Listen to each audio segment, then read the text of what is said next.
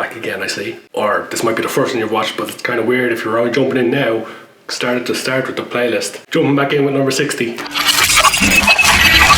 The next movie on the list is technically the first sequel of a film that's already been on the list. Because number 60 is T2, Judgment Day. James Cameron directed film starring Arnold Schwarzenegger, in my opinion and many people's opinion, is better than the original Terminator. It's the most iconic of all the films. Obviously it was the last good Terminator as well, as I mentioned when I spoke about Terminator. It's the one that if you watch when you're a kid, like when I did, it gives you nightmares about a cop chasing you and being immortal and being able to kill you with like his sword hand.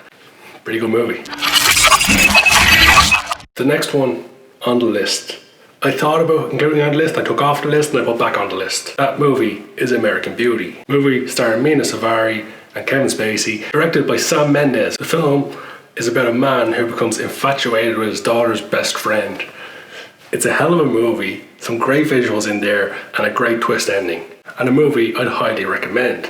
But for now, we'll move on.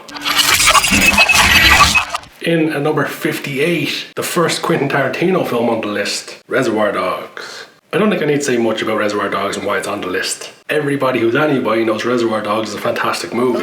Let me just get this straight. You don't ever tip, huh? I don't tip because society says I have to. All right, I mean, I'll tip if somebody really deserves a tip. If they really put forth the effort, I'll give them something extra. But I mean, this tipping automatically, it's for the birds. I mean, as far as I'm concerned, they're just doing their job. Hey, this girl was nice. She was okay. I mean, she wasn't anything special. What's special? Take you in the back and suck your dick? I'd go over 12% for that. Great music, slow motion walking scene. That scene where the guy's ear gets cut off still gives me nightmares. Some great performances by some great actors, phenomenal casting, and a kind of minimalist film given that most of it takes place in a warehouse. Fantastic movie. Check it out if you haven't. Moving on to the next one. There has already been many animated films on this list, well, 2 or 3, but this one is certainly one of the most iconic films of all time. I want to say from the beginning, I'm putting the original in, not the recent reboot. The movie is The Lion King. Everything you see exists together in a delicate balance. As king, you need to understand that balance and respect all the creatures, from the crawling ant to the leaping antelope. Dad, don't we eat the antelope? Yes, Simba, but let me explain. When we die, our bodies become the grass, and the antelope eat the grass.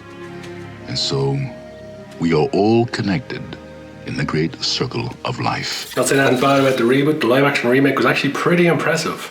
But you gotta stick to the original here, because the original is the one that makes us all fall in love with the Lion King, with a little lion named Simba. Lion King, one of the greatest films ever made. It's surprising how many of these films have James Earl Jones in them at some point. Number 56 on the list is One Flew Over the Cuckoo's Nest. Arguably Jack Nicholson's best ever performance. There's Jack, look, the chief put his hand up.